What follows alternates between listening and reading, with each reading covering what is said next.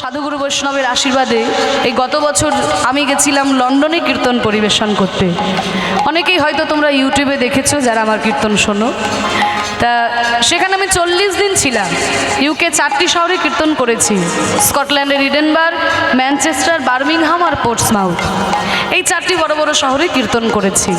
তা সেখানে যখন কীর্তন গাইতে গেলাম, কি বলবো, খুব গর্ব হচ্ছিল, জানেন তো, সৌভাগ্য নয়, খুব গর্ব হচ্ছিল। কারণ যারা আমাদের দেশকে 200 বছর শাসন করেছে তাদের দেশে গিয়ে মহাপ্রভুর কীর্তন প্রচার করছি, এর থেকে বড় গর্বের আর কি হতে পারে, তাই না? যেটা অবাক হলাম যে বাঙালি যারা রয়েছে, ভারতীয় যারা রয়েছে, তারা তো হরিনাম করছে, কিন্তু জানো তো ওই দেশের কত সাদা মানুষ, তারাও কিন্তু তিলক সেবা করে, গলায় তুলসীর মালা পরে, হ্যাঁ, ধুতি আর চাদর গলায় দিয়ে, গায়ে নামাবলী দিয়ে তারা আবার প্রসাদ ভোজি। ভাবতে পারছেন, লন্ডনের মতো জায়গায় থেকে তারা প্রসাদ ভোজি। তা তারা হরিনামে এমনভাবে পাগলের মতো ধুলাই লুটিয়ে গড়াগড়ি দিচ্ছে। মহাপ্রভু বলেছিল না, পৃথিবীতে আছে যত নগরাদি গ্রাম, সর্বত্র প্রচার হবে আমার হরে কৃষ্ণ নাম। মহাপ্রভুর এই বাণী যেন একেবারে সত্যি হয়ে উঠেছে। তাই দেখলাম বাবা, জল নাই, অথচ এই হরিনামে একদম হাবুডুবু হাবুডুবু খাচ্ছে। তাই তো বলছে, এমন বন্যা দেখি নাই মানুষ শুকনাতে তলায়, এমন বন্যা দেখি নাই মানুষ শুকনাতে তলায়, ওই ডুবলো নদের নারী পুরুষ জাতির বিচার নাই। বন্যা দেখি নাই মানুষ শুকনাতে তলায়, নদের নারী পুরুষ জাতের বিচার নাই। না না, কোনো জাত বিচার নাই। আগে ছিল জাত বিচার, মহাপ্রভু কোনো জাতির বিচার রাখলেন না, হরি নাম করলেই হবে। তাই তো দেখুন, আপনাদের এখানে যে কীর্তনের আসরে শত শত ভক্তের সমাগম হয়েছে। আপনার পাশের লোকটি কোন জাতির, কোন ধর্মের, আপনি বিচার করে কীর্তন শুনতে বসেছেন? আমরা সবাই এক মন প্রাণ নিয়ে ভগবানের চরণে তাকে ডাকি। এটা বাংলায় সম্ভব হয়েছে একমাত্র মহাপ্রভুর জন্য। তাই তো তাকিয়ে দেখো, ওই হরিদাস হরিবল বলে রে, হরিদাস, ওই হরিদাস সে কাজের ছেলে, সেও বুঝি ডুবে গেল।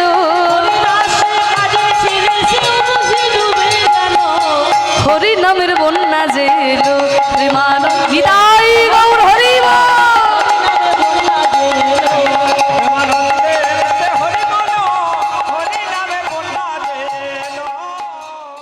ভক্তের কাছে ভক্তির কথা পরিবেশন, ভক্তের কৃপাতেই ভক্তি লাভ সম্ভব, তাই না? স্বয়ং ভগবানও ভক্তি পাননি ভক্তের কৃপা ছাড়া। বারবার ভক্তের রূপ ধরে তিনি আমাদের এই কলিযুগে অবতীর্ণ হয়েছেন। তাই তো তিনি নিজেই ভক্তিভাবকে অঙ্গীকার করে সেই রাধা রানীর প্রেমের ডালি মাথায় নিয়ে সোনার বরণ গৌর হয়ে অবতীর্ণ হয়েছেন সোনার নদিয়ায়। তাই বলছে, রাধা কৃষ্ণ একই আত্মা, দুই দেহ ধরি, অনন্য বিলাস রস আস্বাদন করি, সেই দুই তনু এবে চৈতন্য গোসাই, লীলা রস আস্বাদিতে দোহে হইলা এক ঠাই। রাধা এবং কৃষ্ণ একই আত্মা, পৃথক নয়। সে দুটি দেহ এক হয়ে, দুটি দেহ মিলিত হয়ে সোনার বরণ গৌর হয়ে এসেছেন আমাদের সোনার নদিয়ায়। তা এই যে নদিয়ার মাঝখানে গৌর হয়ে অবতীর্ণ হলেন মহাপ্রভু, এই মহাপ্রভু অবতারের ফলে মাগো বাংলায় কিন্তু বিশেষ বিশেষ কিছু পরিবর্তন হয়েছিল। কি কি পরিবর্তন হয়েছিল? এই যে গৌরচন্দ্রিকাটি গাইছি, এই পদটির মধ্যে বলা হচ্ছে যে চৈতন্য মহাপ্রভুর অবতারের ফলে বাংলার বুকে কি কি পরিবর্তন হলো। বলে এটা একদম দলিল স্বরূপ বলতে পারেন, একেবারে ঐতিহাসিক দলিল, যে মহাপ্রভু অবতারের ফলে বাংলার বুকে কি কি পরিবর্তন হয়েছিল। প্রথম কি বলছে, বড় অবতার ভাই, বড় অবতার, এমন অবতার আগে কোনোদিন হয়নি আর হবার নয়। কেন মাগো? মহাপ্রভুর আগে তো কত বড় বড় অবতার আমাদের মাঝখানে এসেছে, কই কাউকে তো বড় অবতার বলা হচ্ছে না, মহাপ্রভুকে বলা হচ্ছে। কেন না? পতি তেরে বিলায়লো প্রেমেরও ভাণ্ডার।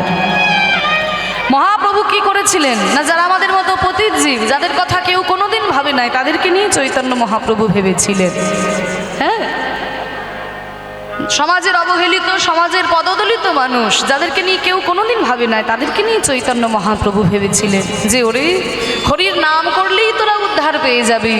জেনে রাখ, ব্রাহ্মণ হয়ে চণ্ডাল হয় যদি কৃষ্ণ তেজে, আর মুচি হয়ে শুচি হয় যদি কৃষ্ণ ভজে।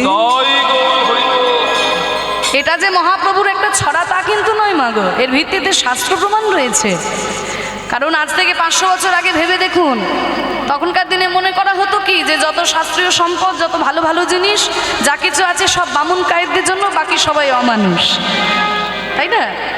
এরকম একটা ধারণা আমাদের সমাজে ছিল কি না, যে যত শাস্ত্রীয় সম্পদ যা কিছু ভালো জিনিস সব বামুন কায়েতদের জন্য, বাকি সবাই অমানুষ। কিন্তু এই রকম একটা সময় দাঁড়িয়ে মহাপ্রভু যখন বলছেন ব্রাহ্মণ হয়ে চণ্ডাল হয় যদি কৃষ্ণ তেজে, নবদ্বীপের ব্রাহ্মণ সমাজ নিমাইয়ের দিকে আঙুল তুললো, নিমাই তুমি কেমন কথা বলছো? আর নিমাই তো আমাদের মতো সাধারণ ছাপোষা মানুষ ছিল না, নিমাই হচ্ছে মহাপণ্ডিত। সঙ্গে সঙ্গে নিমাই শাস্ত্র দেখিয়ে দিল যে দেখুন ব্রাহ্মণগণ, আমি যে কথা বলছি তার তো শাস্ত্র প্রমাণ রয়েছে। কারণ 18 পুরাণের মধ্যে শ্রেষ্ঠ পুরাণ শ্রীমদ্ ভাগবত পুরাণে প্রহ্লাদ মহারাজ নিজে বলেছেন, বিপ্রাদ বিসর্গনয়ুতাতরবিন্দ নাভ পাদারবিন্দ বিমুখাৎ স্বপচং বরিষ্ঠং মন্যে তদর্পিত মনোবচনে হিতার্থং প্রাণং পুনাতি সকুলং নত ভূরি মানঃ। বলছে বিপ্রাদ বিসর্গনয়ুতাতরবিন্দ নাভ পাদারবিন্দ বিমুখাৎ স্বপচং বরিষ্ঠং। ব্রাহ্মণ দ্বাদশ গুণযুক্ত, কিন্তু সেই ব্রাহ্মণও যদি ভগবানের চরণ থেকে সরে চলে আসে, ব্রাহ্মণ বংশে জন্মগ্রহণ করেছো তুমি, কিন্তু জীবনে কোনোদিন গায়ত্রী মন্ত্র উচ্চারণ করলে না। ব্রাহ্মণ বংশে জন্মগ্রহণ করেছো, জীবনে কোনোদিন নারায়ণের চরণে তুলসী পাতা দেয়নি, হ্যাঁ, পৈতেটাকে আম গাছে ডালে তুলে রেখে দিয়েছে, এমন ব্রাহ্মণও অনেক আছে। তা এইরকম যদি কোনো ব্রাহ্মণ হয়, ভগবানের চরণ থেকে সরে চলে আসে, পাদারবিন্দ বিমুখাৎ স্বপচং বরিষ্ঠং, তার থেকে আমি চণ্ডালকে শ্রেষ্ঠ বলে মনে করি। তবে কোন চণ্ডাল? হরিব।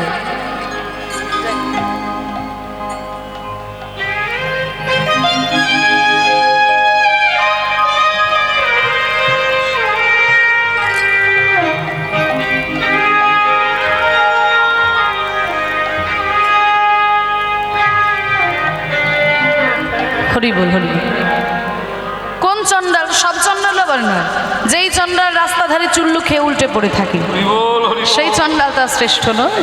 তাহলে কোন চণ্ডাল? দেখুন ভাগবতে বলছে, যেই চণ্ডাল ভগবানের উদ্দেশ্যে 5টা জিনিস সমর্পণ করতে পেরেছে। 5টা জিনিস কি কি? মন্যে তদর্পিত মনোবচনে হিতার্থং, মন দিতে পেরেছে ভগবানকে, বচন দিতে পারে ভগবানকে, ইহিত মানে কর্ম দিতে পেরেছে ভগবানকে, অর্থ দিতে পারে ভগবানকে, দরকার হলে প্রাণ পর্যন্ত দিয়ে দিতে পারে ভগবানের উদ্দেশ্যে। এইরকম যদি কোনো ভক্ত কোনো চণ্ডালের ঘরেও জন্ম নেয়, তাহলে ওই হরিভক্তি বিমুখ ব্রাহ্মণের থেকেও এই হরিভক্তি পরায়ণ চণ্ডালকে আমি শ্রেষ্ঠ বলে মনে করি।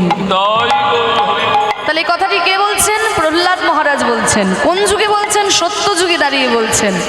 তাহলে দেখুন খাতা কলমে সব কিছুই লেখা ছিল, শুধু প্রয়োগে ছিল না। প্রয়োগে কে শিখিয়েছেন? প্রেমের ঠাকুর আমার গৌরাঙ্গ সুন্দর। আমাদের মতো পতিত জীব যাদের কথা কেউ কোনোদিন ভাবে নাই, তাদেরকে সেই গোলকের প্রেম ধন অকাতরে অবিচারে নিঃস্বার্থে নিঃশর্তে বিতরণ করে দিয়েছেন। সেই গোলক হতে আমার মাঝখানে অবতীর্ণ হয়ে ভক্তের ভাবকে অঙ্গীকার করে ওই ভক্তদের মাঝে সেই গোলকের প্রেমকে দান করেছেন। তাই তো বিশ্বকবি রবীন্দ্রনাথ ঠাকুর বলেছেন, তাই তোমার আনন্দ আমার পর, তুমি তাই এসেছো আমায় নইলে ত্রিভুবনেশ্বর, তোমার প্রেম হতো যে মিছে।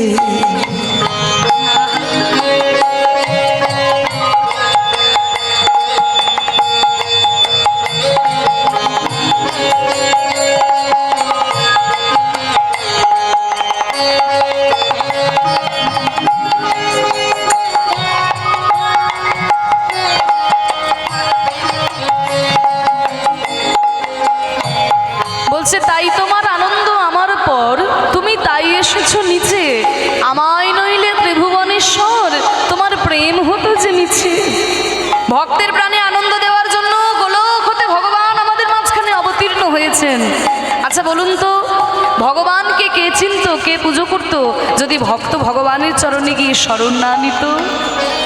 ভক্ত ভগবানের চরণে গিয়ে শরণ নেয়, তাই তো ভগবানের মহিমা প্রকাশিত হয়। তাহলে তোমার এই যে গোলকের প্রেম ধন, যেই প্রেম লক্ষ্মী দিনরাত বিষ্ণুর চরণ সেবা করে পায় নাই, যেই প্রেম ব্রহ্মা চতুর্মুখী বিষ্ণুর নাম করে পায় নাই, সেই গোলকের প্রেম ধন তুমি কাকে দান করতে যদি ভক্ত না থাকতো? তাই বলছে আমায় নইলে ত্রিভুবনেশ্বর, তোমার প্রেম হতো যে মিছে। কত সুন্দর কথা। আমায় নিয়ে মেলেছ এই মেলা, আমার হিয়ায় চলেছে রসের খেলা। আমায় নিয়ে মেলেছ এই মেলা, আমার হিয়ায় চলেছে রসের খেলা। মোর জীবনে বিচিত্র রূপ ধরে তোমার ইচ্ছা তরঙ্গিছে। আমায় নিয়ে মেলেছ এই মেলা, আমার হিয়ায় চলছে রসের খেলা। দেখুন, ভক্তকে নিয়ে ভগবান এই পৃথিবীতে মেলা বসিয়েছে। ও মাইরা, মেলা কাকে বলে? ওই ঠাকুমা ঘুমিয়ে গেছে, দেখো, ওঠো ওঠো, সবে 10টা বেজেছে, এখন ঘুমানোর কিছু নেই, ওঠো। মেলা কাকে বলে গো? মেলা মানে কি জিলিপি আর বাদাম ভাজা, ফুচকা, তাই না? আমাদের কাছে মেলা মানে তাই, জিলিপি বাদাম ভাজা ফুচকা। কিন্তু মেলা মানে জিলিপি বাদাম ভাজা নয়। মেলা মানুষের মেলামেশা যেখানে হয় তাকে বলে মেলা, তাই না? আজকে এখানে ভক্তদের মেলা বসেছে, মেলা মানুষের মেলামেশা যেখানে হয় তাকে বলে মেলা। ফুচকা বাদাম ভাজা আসে তো মানুষ আসে বলে, মানুষ যদি না আসে তাহলে জিলিপি বাদাম ভাজা আসবে? তাহলে মানুষ যখন মেলামেশা হয় তাকে বলে মেলা। তা দেখুন, ভক্তকে নিয়ে ভগবান এই পৃথিবীতে মেলা বসিয়েছে। আমার রিয়ায় চলছে রসের খেলা। দেখবেন মেলাতে কত নাগরদোলনা থাকে, তাই না? কত পুতুল নাচ থাকে। ওপর থেকে সুতো ধরে পুতুলকে যেমন নাচায়, পুতুল কিন্তু তেমনই নাচে। তাহলে আমাদের জীবনটাও কিন্তু ভগবানের কাছে পুতুল খেলা।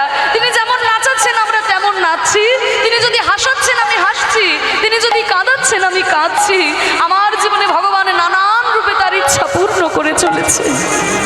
মোর জীবনে বিচিত্র রূপ ধরে তোমার ইচ্ছা তরঙ্গিছে, তাই তোমার আনন্দ আমার পর তুমি।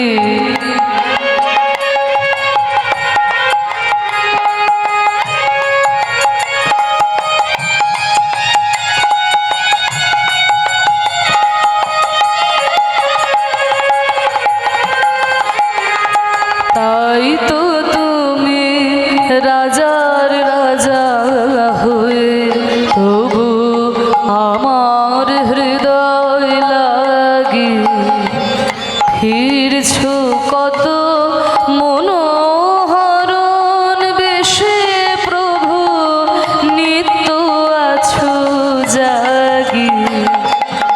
তাই তো তুমি রাজার রাজা হয়ে তবু আমার হৃদয় লাগি ফিরছ কত মনোহরণ বেশে। তুমি রাজার রাজা, কিন্তু ভক্তের প্রাণে আনন্দ দেওয়ার জন্য ভগবান কত রূপে এসেছেন। কখনো রাজা হয়ে এসেছেন, আবার কখনো ভিখারি হয়েও এসেছে, তাই না? 10 অবতারের মধ্যে কত অবতার রয়েছে? কেশব ধৃত মীন শরীর, মৎস্য রূপে এসেছেন। কেশব ধৃত কুর্ম শরীর, কুর্ম রূপে এসেছেন। অনেকে বলতে চায় এগুলো ভগবানের অবতার। মৎস্য কুর্ম ভগবানের অবতার? কেউ দেখে বলবে ভগবান, যা খুশি তাই লিখে দিয়েছে, ঠিক না? বলে কেন ভগবান নয়? মৎস্য কুর্ম তো ছেড়েই দিলাম, তারপরে বরাহ ভগবানের অবতার? কেউ দেখে বলবে। বলে কেন ভগবানের অবতার হতে পারে না? তিনি যখন রামচন্দ্রের মতো রাজা হয়ে আসছেন তখন তিনি ভগবান, তিনি যখন কৃষ্ণচন্দ্রের মতো রাজা হয়ে আসছেন তখন তিনি ভগবান, আর যখন বরাহ কুর্মের মতো কুৎসিত রূপে আসছে তখন তার মান সম্মান কমে যাচ্ছে। আমাদের কাছে হয়তো মনে হতে পারে তার মান সম্মান কমে যাচ্ছে, তার কিন্তু মান সম্মান কমে না। একটু ছোট্ট উদাহরণ দিয়ে আপনারা বুঝতে পারবেন। মনে করুন একজন দাদু কোটি কোটি সম্পত্তির মালিক, কোটি কোটি সম্পত্তির মালিক দাদু, হ্যাঁ, 200 বিঘা তার জমি আছে, কত কোটি টাকার ব্যাংকে জমানো আছে। এবার ওই 200 বিঘা সম্পত্তির মালিক দাদু তার ছোট্ট নাতি যদি ওই দাদুকে বলে, ও দাদু, ও দাদু, তুমি একটু ঘোড়া হও না, আমি তোমার কাঁধের উপরে উঠবো। তা সেই দাদু কি নাতিকে বলবে, এই বেটা, তোর সাহস তো কম নয়, তুই জানিস আমার কত বিঘা জমি আছে, আমার ব্যাংকে 50 কোটি টাকা জমানো আছে, তোর সাহস তো বন্ধ নয়, তোর জন্য ঘোড়া হয়ে আমি তোকে কাঁধে নেব? এইরকম কি কোনো দাদু তার নাতিকে বলবে? কোনো দাদু কি নাতিকে বলবে? যদি কোনো দাদু বলে তবে সে দাদু বেরসিক দাদু, তার মধ্যে কোনো রসকস নেই, তাই না? তাহলে দাদু কি বলবে যে, দাদু ভাই, আমাকে ঘোড়া করে তুমি আমার কাঁধের উপরে উঠবে? তাই দেখো দাদু ভাই, তোমার মন রাখার জন্য আমি তোমার জন্য ঘোড়া হলাম, এই নাও তুমি আমার কাঁধের উপরে ওঠো। কিন্তু দেখো বাবু, আমি তো বুড়ো ঘোড়া, তুমি যেন আমাকে শক্ত করে ধরে থাকবে, তুমি যেন পড়ে যেও না দাদু ভাই। তাহলে ওই ছোট্ট নাতির মন রাখার জন্য 200 বিঘা সম্পত্তির মালিক দাদু যদি নাতিকে ঘোড়া হয়ে কাঁধে করে নিয়ে যায়, তবে কি তার মান সম্মান কমে যাবে? কখনোই কমে যাবে না। তাহলে ভক্তের প্রাণে আনন্দ দেওয়ার জন্য ভগবান যেমন রাজা হয়ে এসেছেন, বরাহকুর্ম বামনের মতো কুৎসিত রূপেও এসেছেন, যেই রূপেই আসেন না কেন তিনি হচ্ছেন আমার সেই ভগবান, তিনি রাজার রাজা। শুধু আমার প্রাণে আনন্দ দেওয়ার জন্য তিনি রাজা হয়েও এসেছেন, আবার কখনো ভিখারি হয়েও এসেছেন। আস্তে দেখুন রবীন্দ্রনাথ ঠাকুরের কত সুন্দর কথা, দেখুন কত বড় দর্শন। তাই তো প্রভু হেথায় এলো নেমে, তোমার প্রেম ভক্ত প্রাণের প্রেমে। তুমি এই প্রেমকে দান করলে, কি হলো? মূর্তি তোমার যুগল সম্মিলনে সেথায় পূর্ণ প্রকাশেছে। এটা বিরাট বড় কথা। বলছে কি, একমাত্র আমাদের সনাতন ধর্ম বাবা, যেই ধর্মে একই আসনে ভগবানের সঙ্গে ভক্তের পুজো করা হয়, পৃথিবীর অন্য কোনো ধর্মে হয় না। হয় কোনো ধর্মে দেখাতে পারবেন ভগবানের সঙ্গে ভক্তের পুজো হয়? একমাত্র আমাদের সনাতন ধর্মে হয়। দেখুন, যে আসনে রামচন্দ্র পুজো পায়, ওই একই আসনে কিন্তু হনুমানও পুজো পায়। হনুমান রামচন্দ্রের ভক্ত। যে আসনে মহাপ্রভু পুজো পাচ্ছেন, ওই একই আসনে শ্রীবাস পণ্ডিতও পুজো পাচ্ছেন। শ্রীবাস পণ্ডিত তিনি তো মহাপ্রভুর ভক্ত। তাহলে একই আসনে ভক্ত ভগবান পুজো পাচ্ছে একমাত্র আমাদের ধর্মে। কারণ আমাদের ধর্মে মনে করা হয়, যেখানে শুধু ভগবানের পুজো হয় সেখানে অর্ধেকটা ভগবানের পুজো হয়, আর যেখানে ভক্ত ভগবানের পুজো হয় সেখানে পূর্ণ ভগবানের পুজো হয়। নিতাই গৌর হরি বল। তাই তো প্রভু হেথায় এলো নেমে, তোমার প্রেম ভক্ত প্রাণের প্রেমে, মূর্তি তোমার যুগল সম্মিলনে সেথায় পূর্ণ প্রকাশিছে। তাই তোমার আনন্দ আমার পর, তুমি তাই এসেছো নিচে। আমায় নইলে ত্রিভুবনেশ্বর, তোমার প্রেম হতো যে মিছে। তাই তোমার আনন্দ আমার পর। নিতাই গৌর প্রেমানন্দে হরি বল। হরি বল। তাই ভক্তের প্রাণে আনন্দ দেওয়ার জন্য ভগবান নেমে এসেছেন, গোলকের প্রেমধন ভক্তদের মাঝে বিতরণ করে দিয়েছেন।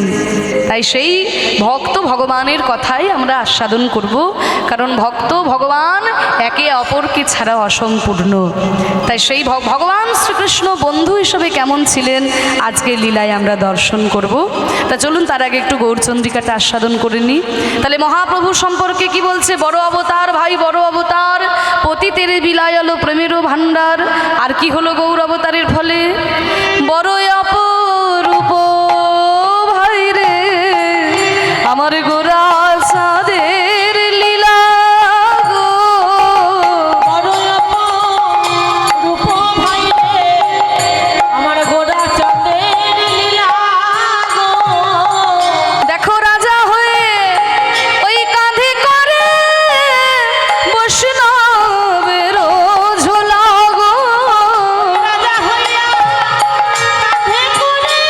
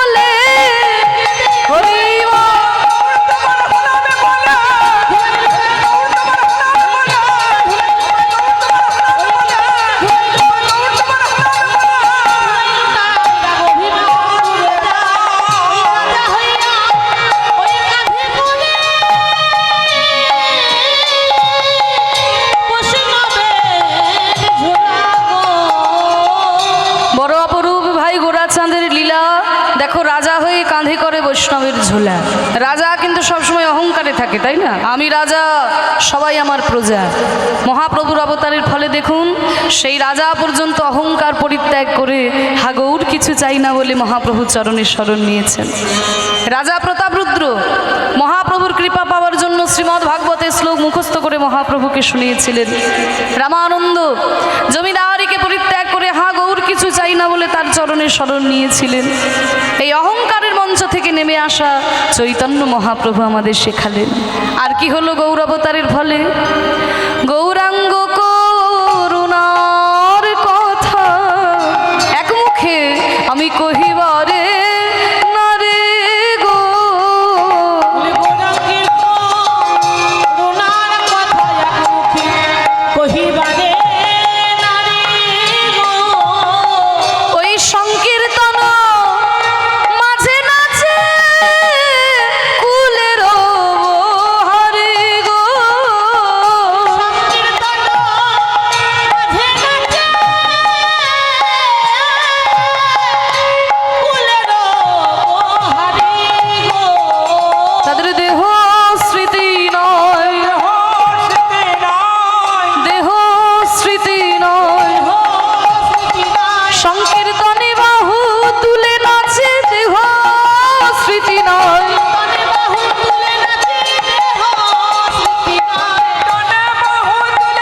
হাগৌর তোমার হলাম বলে হরিবা।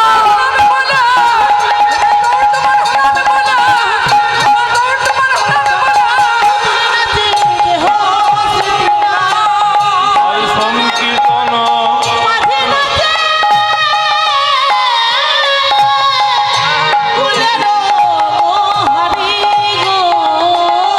গৌরাঙ্গ করুণার কথা এক মুখে কহিবারে নারী, দেখো সংকীর্তন মাঝে নাচে কুলের বহারি। ও মায়েরা, মহাপ্রভু অবতারের ফলে এটা বাংলায় হলো। বাংলার বুকে যারা মায়েরা তারাও কিন্তু ঘর থেকে বাইরে বেরিয়ে এসে এই যে দুটি বাহু তুলে হরিনাম করছে, এটা চৈতন্য অবতারের ফলে বাংলায় সম্ভব হয়েছিল, জানো তো মা? তা না হলে মধ্যযুগের প্রত্যেকটা ধর্মে মেয়েদেরকে পিছিয়ে রাখার একটা প্রবণতা ছিল। শুধু আমাদের ধর্ম বলে নয়, সমস্ত ধর্মেই ছিল। কিন্তু চৈতন্য মহাপ্রভুর অবতারের ফলে এই যে নারী পুরুষ এই ভেদাভেদটাও দূর হয়ে গেল। তাই তো দেখুন নিত্যানন্দ প্রভুর অপ্রকটের পর তার স্ত্রী মা জাহ্নবা দেবী শত শত ভক্তদের দীক্ষা দিয়েছেন। দীক্ষা দিয়ে এই আন্দোলনকে অনেক বড় আকার তারা দান করেছিলেন। মহাপ্রভু বললেন হরি নামের যে কোনো ভেদাভেদ নয়, হরের নাম হরের নাম হরের নামই বা কেবলম কলৌ নাস্তিব্য নাস্তিব্য নাস্তিব্য গতির অন্যথা।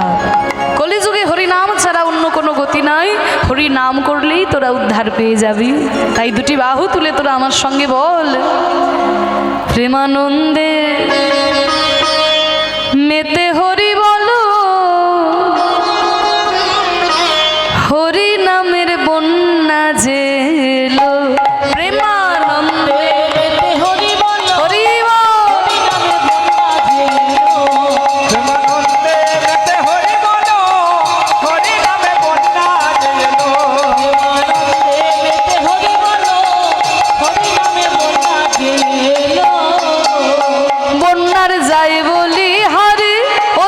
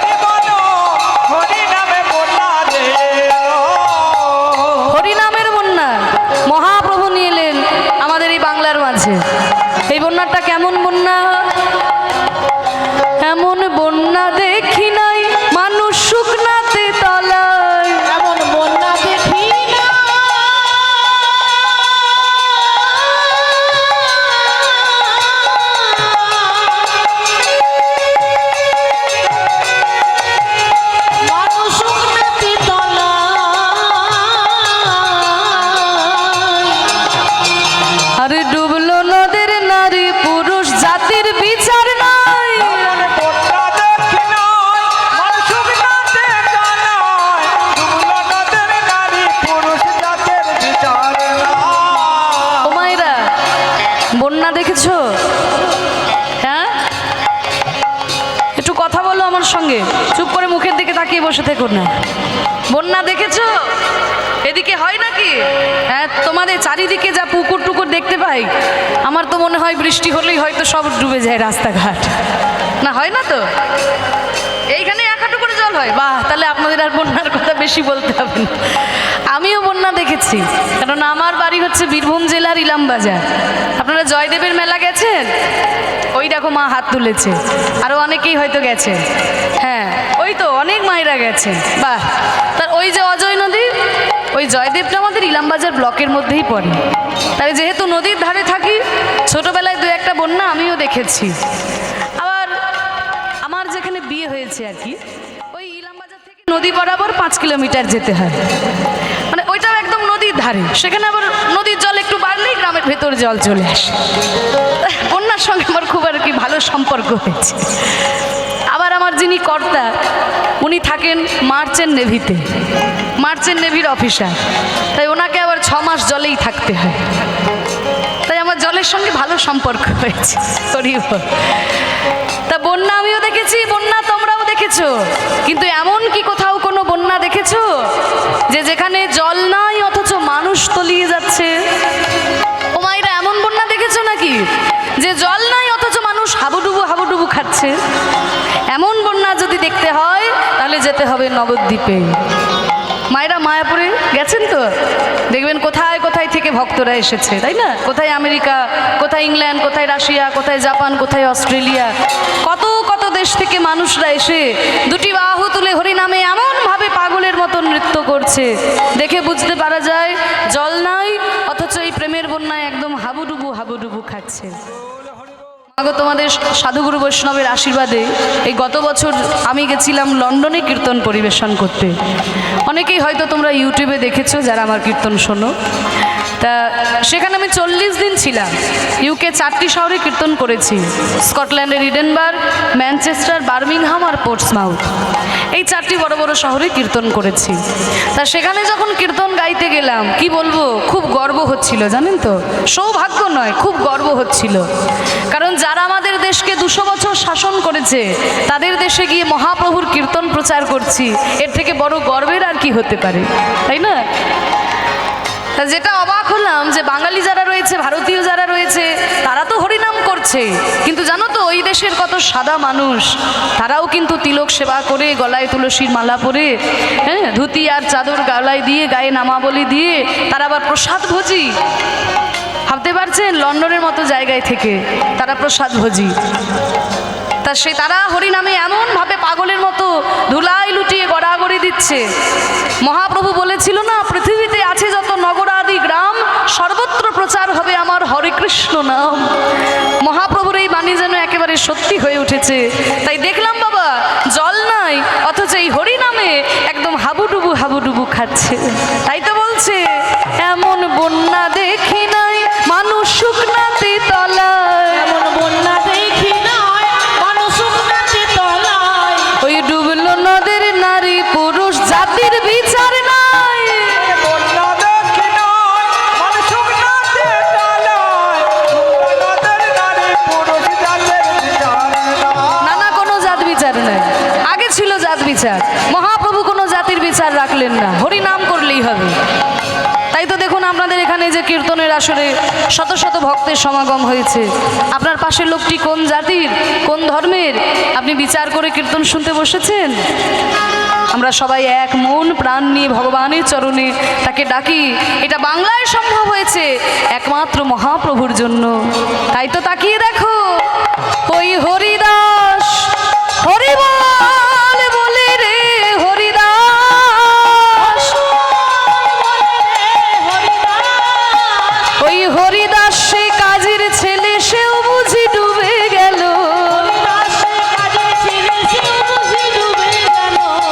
হরি নামের বন্যা যে এলো, প্রেমান বিদায় গৌর হরি বল। প্রেমানন্দে রতে হরি বলো, হরি নামে বন্যা যেন। কি গো মায়েরা, তাহলে তোমরা একটু হরিনামের বন্যায় একটু ডুবতে চাও? এমনি বন্যায় তো ডুবে গেছো বলেছো, এখানে তো হাঁক হাঁটু জল হয়েছিল, তা আজকার একটু ডুববে নাকি? ঘাট ঘাড় নাড়ালে হবে না, একটা কাজ করতে হবে। ঠান্ডার মধ্যে কষ্ট হবে কিন্তু, বলবো একটু চাদর থেকে হাতগুলো বের করো। চাদর মুড়ি দিয়ে সব বসে আছে, একটু চাদর থেকে হাতগুলো বের করে দুটো হাত ওপর দিকে তোলো। ও পিছন দিকের মায়েরা, ওই পিছনে প্যান্ডেলে বসে আছো, তোলো তোলো, আমি সবাইকে দেখতে পাচ্ছি। যে হাত না তুলবে আমি কিন্তু আঙুল দেখে দাঁড় করিয়ে দেবো। যার হাত নাই, যার হাত নাই তার তোলা দো। ওই যে পিছন দিকে বাবারা মায়েরা, তুলুন ওপর দিকে হাত তুলুন, নামাবেন না, তুলুন তুলুন। এবার একটু করতালি, বাহ! একবার হরি বলে বলে তোমরা নামো সেই জলে, হরি বল বলে তোমরা নামো সেই জলে, এবারে হরি বলে বলে তোমরা নামো সেই জলে। ডুবলো যে জন পেল রতন সন্তোষ তাই বলে। হরি বল বলে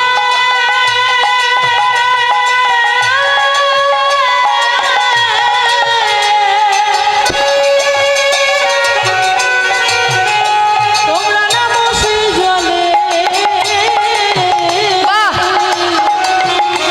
ওই ডুবলো জীবন পেল রতন সন্তোষ তাই বলে। একবার হরি বলে বলে তোমরা নামো সেই জলে, ডুবলো যে জন পেল রতন সন্তোষ তাই বলে। এবারে হরি বলে বলে তোমরা নামো সেই জলে। ডুবলো যেজন পেল রতন সন্তোষ তাই বলে। তাহলে হরি নাম করে ডুবলেই রত্ন পাবো? বলেন না, শুধু ডুবলেই রত্ন পাবে না, রত্ন তুলতে গেলে ডুবার মতো ডুবতে হবে, তা নইলে শুধু হাবুডুবু খাওয়া হবে, রত্ন তুলতে পারবে না। এ নামে ডুবার মতো, হরি বল বলে রে ডুবার মতো,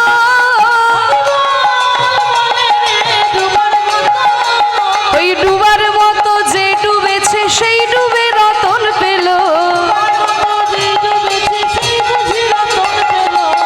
হরি নামের বন্যা যে এলো প্রেমানন্দ, হরি বল। প্রেমানন্দে মেতে হরি বলো, হরি নামে বন্যা যে এলো। হরি নামে বন্যা যে এলো। হরিনাম করে আনন্দ হয়েছে? ও মায়েরা সত্যি কথা বলছো তো? আনন্দ হয়েছে? সিরিয়ালে দিব্যি হরি বল, তাও বলছে হরি বল। হ্যাঁ শোনো, সবই থাকবে, আনন্দ থাকবে, বিনোদন থাকবে, সবই থাকবে, কিন্তু জানো সাধন ভজন ভুলে যেও না। সন্ধ্যাবেলায় ঠিক একদম রিমোট নিয়ে সময় মতো একবার স্টার জলসা আর জি বাংলা যেমন ঘোরাতে ভুলে যাও না, ঠিক তেমনি সকাল সন্ধ্যা ঠাকুর ঘরে গিয়ে ভগবানকে যেন ডাকতেও ভুলে যেও না। বল, হরি বল। হ্যাঁ, কারণ জেনে রেখো সেই গোবিন্দই কিন্তু আমাদের একমাত্র আপন। আর ভগবানকে ডাকলে সকাল সন্ধ্যা তুমি ঠাকুর ঘরে গিয়ে ঠাকুরকে ডাকলে কৃষ্ণ তোমার সামনে বাঁশি নিয়ে দাঁড়িয়ে যাবে না, আর মা কালীও খাড়া নিয়ে দাঁড়িয়ে যাবে না। তাহলে লাভটা কি হবে? লাভটা কি হবে? বলে লাভটা কি হবে জানো? যখন এক মনে তুমি চোখ বন্ধ করে ভগবানকে স্মরণ করবে না, জীবনে কাকে কাকে ঠকিয়েছো একে একে মনে পড়ে যাবে। হরি বল, হরি বল। জীবনে কি কি খারাপ কাজ করেছো একে একে মনে পড়বে, আর যদি মনে পড়ে জানবে ঠাকুর ঘরে যাওয়াটা তোমার সার্থক হয়েছে। ঠাকুর ঘরটা শুধুমাত্র ধূপকাঠি দেখানোর জন্য নয়, গেলাম আর তাড়াতাড়ি ধূপকাঠি দেখিয়ে 3 তলার ওপরে ঠাকুর ঘর কোনো রকমে ধূপকাঠি দেখিয়ে চলে এলাম। শুধু ধূপকাঠি দেখানোর জন্য ঠাকুর ঘর নয়, ঠাকুর ঘরটা হলো নিজের জন্য, নিজেকে শুধরে নেওয়ার জন্য ঠাকুর ঘর। দেখবেন সকালবেলায় আমরা ঘুম থেকে উঠেই কিন্তু ব্রাশ আর কলগেট নিয়ে দাঁত ঘষাঘষি শুরু করি। কেন? দাঁতকে ভালো রাখতে হবে, তাই দামি দামি টুথপেস্ট আমরা ব্যবহার করি, তাই না? তা সকালবেলায় দাঁতকে ভালো রাখার জন্য ব্রাশ কলগেট নিয়ে ঘষাঘষি করি, কিন্তু মনকে ভালো রাখার জন্য কিছু করি? এই মনকে ভালো রাখার জন্য একটা গীতার শ্লোক পাঠ করে দেখি। তাও যদি না বুঝতে পারি, হরে কৃষ্ণ মহামন্ত্র নাম গুরু মন্ত্রটাও একটু জপ করবেন। সকাল সন্ধে ভগবানকে স্মরণ করলে এই মনটা শুদ্ধ হবে, মনটা পরিষ্কার হবে, আর আপনি নিজে ভালো থাকবেন। আর আপনি যদি নিজে ভালো থাকেন তবেই তো আপনি অপরকে ভালো রাখতে পারবেন। হরি বল, হরি বল। তাহলে এই মনটা ভালো থাকে কিসে? একমাত্র এই হরিনাম সংকীর্তনে। এই যে আমরা নাম করলাম, মনে আনন্দ পেলাম, কি গো মায়েরা আনন্দ হয়েছে তো? তাই হরিনাম দিয়ে মহাপ্রভু জগৎকে উদ্ধার করলেন। তাই বলছে যবনেও নাচে গান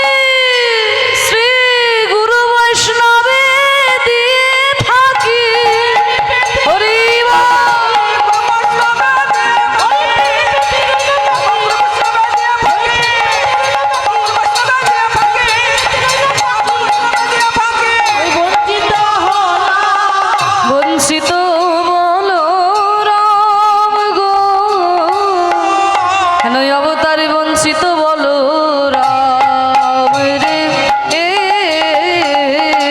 অবতার তো বলো রাম রে অবতার বঞ্চিত বলো অবতার বঞ্চিত বলো রাম রে অবতার বঞ্চিত বলো হেন অবতার জানি তাই এতক্ষণ আমরা গৌর চন্দ্রিকার মধ্যে ছিলাম।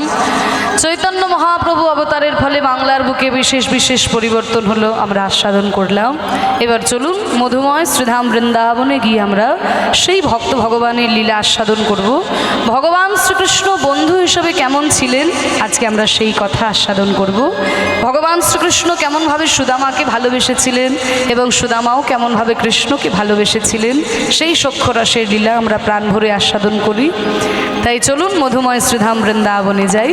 তা যেহেতু পরবর্তী রাসলীলা হবে তাই পরে রূপের একটুখানি পদ এবং অভিসারের পদ আমরা একটু ছোট করে আস্বাদন করে নেব। চলুন মায়েরা, বৃন্দাবনে যাবে তো? সবাই যাবে তো? বেশ, যারা যারা যাবে না একটু উলুধ্বনি দাও। হরি বল হরি বল। কেউ যাবে না? ও মায়েরা, তোমরা কেউ যাবে না? বৃন্দাবনে যাবে না? যাবে? তাহলে উলুধ্বনি কেন দিলে?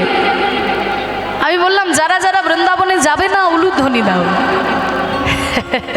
ওই জন্য বলছে একটু মন দিয়ে শোনো, মনটা তো ঘরে পড়ে আছে। ওরে বাবারে, সব কুটুম বাটুম এসছে, সব কি খাওয়া দাওয়া করলো কে জানে, কোথায় সব ঘুমোবে নাকি গান শুনবে, মায়েদের সব নানান রকম চিন্তা ভাবনা। তা ওই সব চিন্তা ভাবনা ছাড়ো, এই যে যতক্ষণ বসে আছো আজকের দিনটায়, কাল থেকে তো সারা বছর ওই সংসারের চিন্তাই করবে। হ্যাঁ, আজকে সারা রাত্রি আর অন্য কোনো চিন্তা নেই, একদম ভগবানের চরণে মনকে দাও। এবার যারা যারা মন নিয়ে বৃন্দাবনে যাবে তারা জোর করে উলুধ্বনি দাও।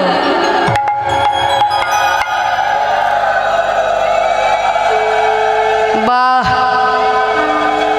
খুব সুন্দর হয়েছে। আর দুটি বাহু তুলে প্রেমানন্দে নিতাই গৌর হরি বল। হাত তুলেছেন বটে, সবাই হাত তুলেছে, কিন্তু খুব একটা জোর হলো না গো। একটু জোর করে, একটু চিৎকার করে, বাড়িতে যারা ঘুমিয়ে গেছে তার যেন ঘুম ভেঙে যায়। নিতাই গৌর প্রেমানন্দে হরি বল। বাহ, ভালোই হয়েছে, যদিও ঘুম ভাঙবে না তাও ঠিক হয়েছে। তা চলো বৃন্দাবনে যাই, কিন্তু বৃন্দাবনে যেতে গেলে তো আর বাংলা কথা চলবে না, সেখানে যেতে গেলে একটু হিন্দি কথা শিখে নেওয়া দরকার। কারণ এতক্ষণ মহাপ্রভুর সঙ্গে ছিলাম, উনি হচ্ছেন আমাদের বাঙালির ভগবান, আর এখন যার কাছে যাচ্ছি তিনি হচ্ছেন উত্তরপ্রদেশের ভগবান। তা তার কাছে যেতে গেলে একটু হিন্দি কথাটা শিখে নেওয়া ভালো। রে মন মনवा अब चलो रे वृंदावन में, अब तक थे हम गंगा जी के किनारे में और देख रहे थे महाप्रभु जी का लीला। अब चलो वृंदावन में और जाके देखे हमारे भगवान कैसे लीला रचाते हैं। বৃন্দাবনে গিয়ে দেখি ভগবান কেমন লীলা রচনা করেছেন। अब चलो रे मन, हाँ हाँ चलो रे मन,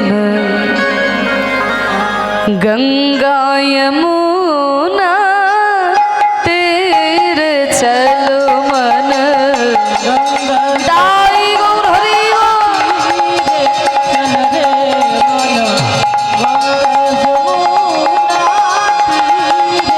চলো রে মন গঙ্গা যমুনা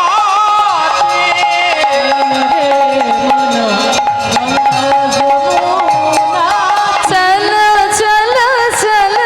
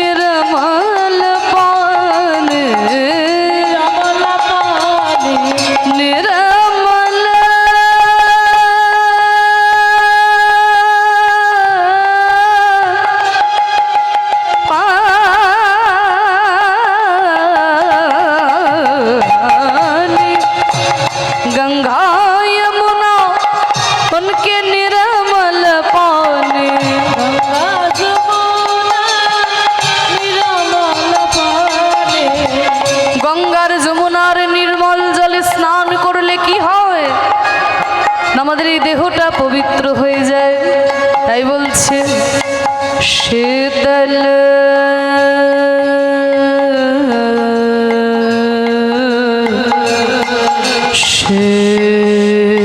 शीतल होवत शरीर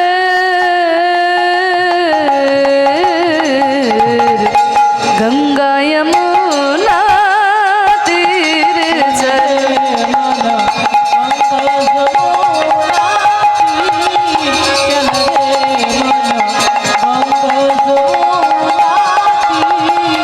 চলো রে মন গঙ্গা যমুনাতে। গঙ্গার যমুনার তীর ধরে আমরা বৃন্দাবনে এলাম। আর বৃন্দাবনে এসে আমরা কি দেখছি? ওই দেখো কদম গাছের তলায় দাঁড়িয়ে প্রাণ গোবিন্দ বংশী বাজাবত নাচত কান্হা।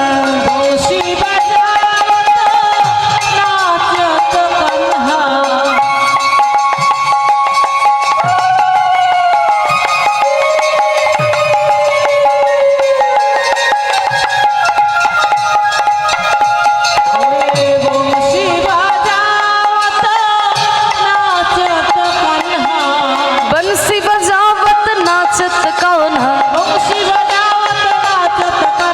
नाचत कान्हा बंसी बजावत,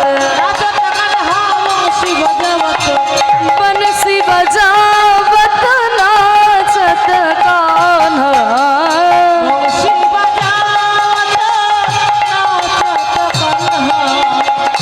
जो भगवान इतने सुंदर बांसुरी बजाते हुए नाच रहे हैं, उनके साथ कौन है देखिए।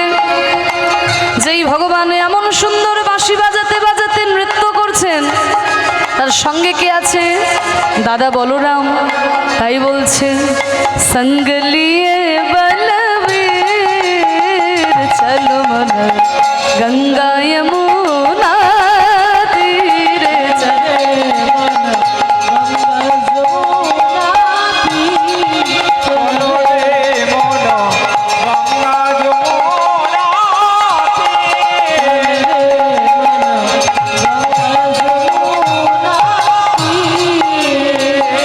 তাহলে বাঁশি বাজাতে বাজাতে নৃত্য করছেন কদম গাছের তলায়। তাকে দেখতে কেমন?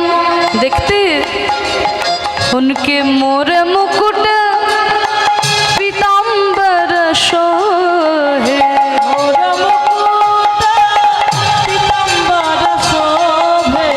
মাথায় রয়েছে ময়ূর পুচ্ছের চূড়া, আর অঙ্গে রয়েছে হলুদ রঙের কাপড়। দেখে মনে হচ্ছে যেন সোনা ঝরে ঝরে পড়ছে। মোর মুকুট और पीताम्बर शोहे,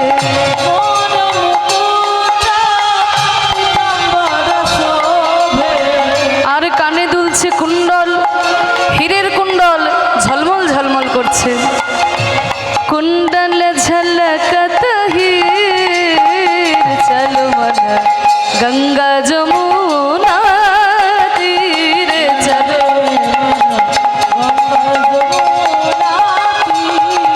চলো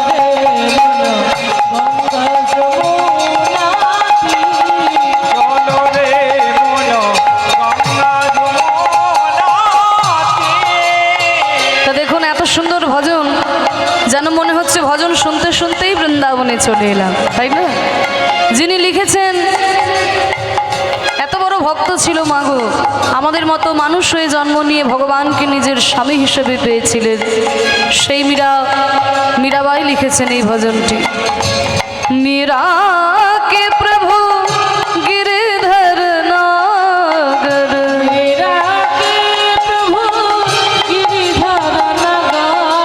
प्रभु गिरधर नागर, गिरधर नागर। मेरा मेरा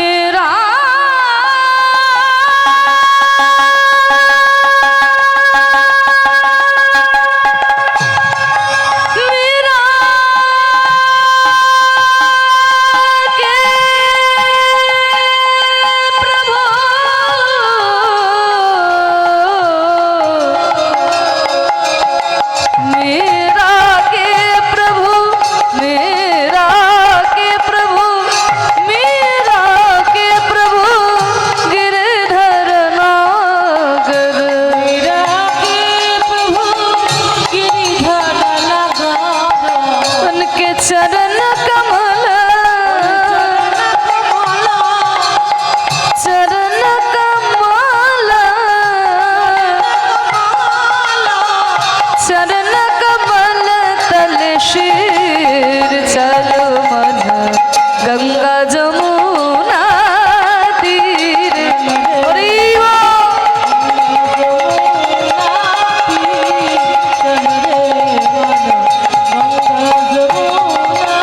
चलो मन वृंदावन चलो मन वृंदावन वृंदावन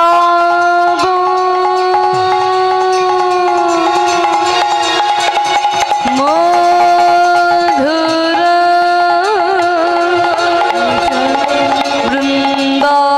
वृंदावन मधुर बोल राधे राधे राधे राधे